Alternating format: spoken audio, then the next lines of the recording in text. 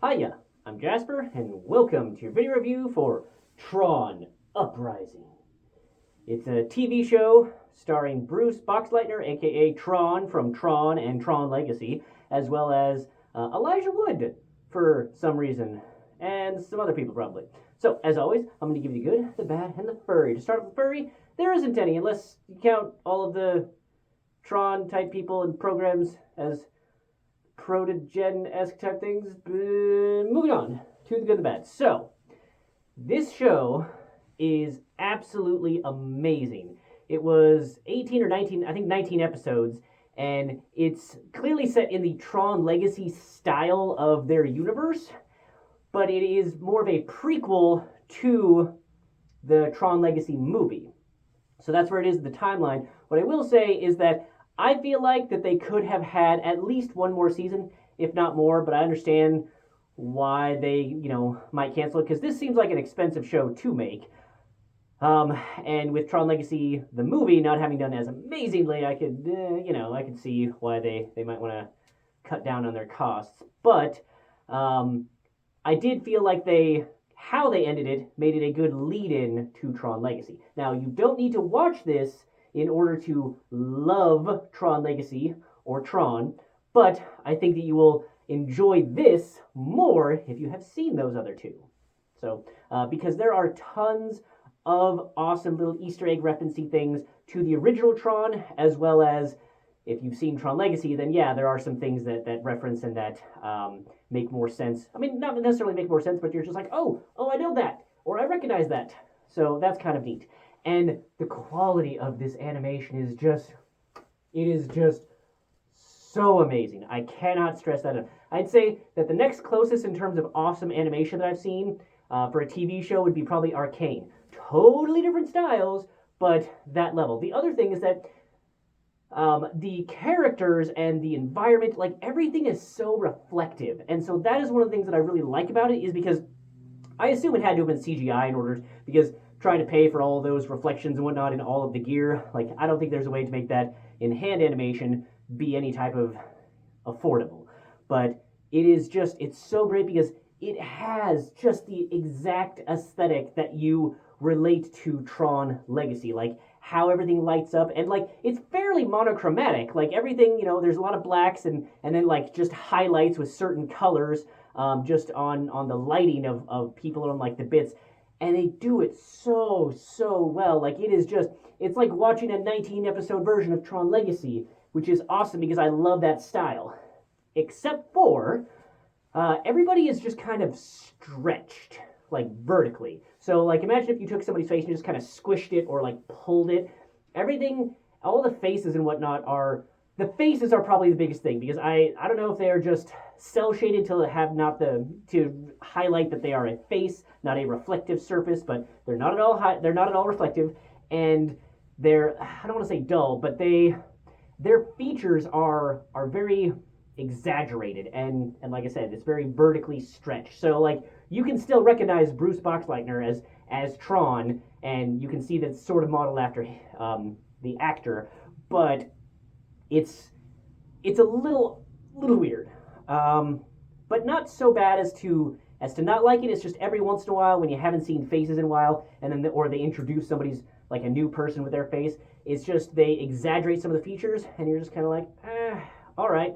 But I appreciated that like the bodies themselves are also stretched. So I know I'm describing it really weird, as if somebody took like something widescreen and then squished it full screen. It doesn't look off. Like the rest of the universe, everything is sized proportionately. Nothing looks wacky. It's just that I think that having these slightly elongated limbs, or just like style, I think it really works with the light cycles and with the style of animation and fighting that they do. It really works. And there's a decent number of fight scenes. The particle effects and how everybody gets cubed. Now this is a TVY7 show, so nobody ever gets like killed. It's de-resed. So everybody so if you stab somebody or whatever, then they turn into cubes. And really that's the only, I would say, complaint. But it's really just more of an acknowledgement of who the target audience is, because there are a couple of times where he's fighting somebody, and if this wasn't TVY7, he probably would have de-resed them, but he doesn't, because he's the good guy, and it's a TVY7 show, so I think they can only have so many de-resings before it starts to be like, oh, is that killing somebody, or is that bad? No, the good guy has to always try and save every single person.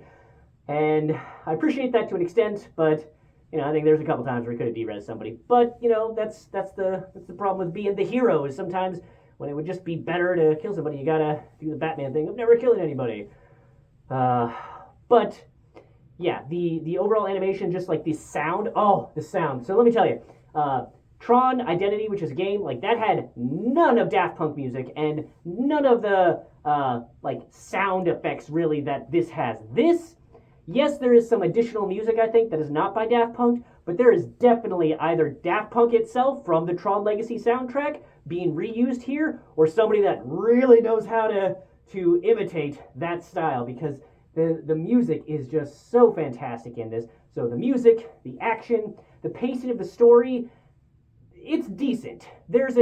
It seems like they might have, I don't know, rearranged a couple episodes, or maybe because maybe they knew they were getting canceled at the end of the season, so they kind of cut some things out so they could get to the end of whatever arc that they were doing. Because a couple of times I felt like we were journeying with this, and then that just kind of did nothing for a while, and they did this other thing, and then whether or not that was solved, oh, now they're back to dealing with this problem type of thing, in terms of different episodes. So I don't feel like there was necessarily a filler episode, but there was some character progression and relationship developed that just kind of paused for a few episodes while they did some other things, and then they brought it back and then continued on. And I don't know that I would have gone that direction, but by themselves, the individual episodes are good, and the overall progress of things, aside from just a little bit of that, like, okay, the big bad guy or the bad guy would have done this extra thing if it hadn't been TVY7, but overall, it certainly did not disrupt my enjoyment of this TV show,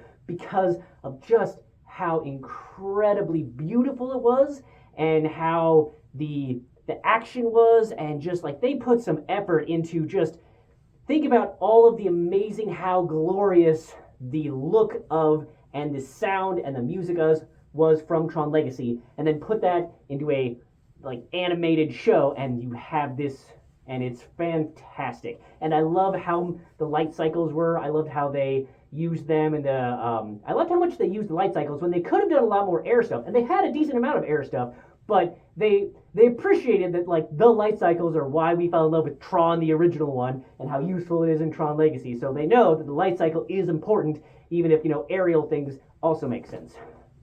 So highly, highly recommend this. If you have any love for anything Tron, this is absolutely worth your time. 2 thumbs way up. Even with Elijah Wood being a little weird sounding for being like a hero, kick-ass character, it's a little weird with how, I don't want to say soft, maybe delicate, his voice is. Sometimes I'm just like, is he?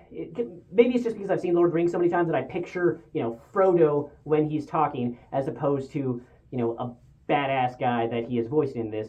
But he is an excellent voice actor. Like, he gets the right intonations and the right feel behind the different things. So again, 2 thumbs way up for all of this. Highly recommend, even if they weren't able to get the actual, Clue to voice Clue. That doesn't matter, because it just doesn't, because the rest of this is so amazing. So 2 thumbs way up. But that's really all I have for this one. Thanks for coming. Thanks for watching. Hope to see you at the next one. Bye.